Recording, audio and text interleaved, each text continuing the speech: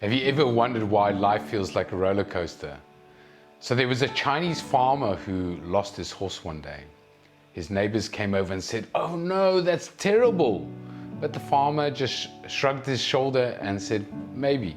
The next day, the horse came back with 7 wild horses. And the neighbors were so thrilled, but the farmer still just said, "Maybe."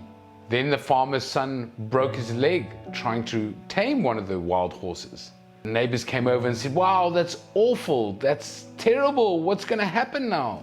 The farmer said, "Well, maybe."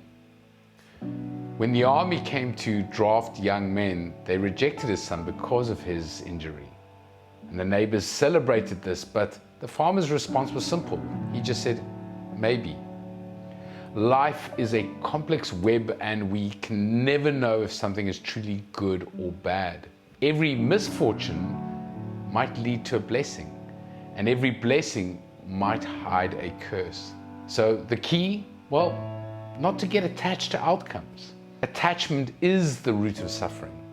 Instead, just observe what happens without judgment. Life gets a whole lot easier when you stop labeling things as good or bad.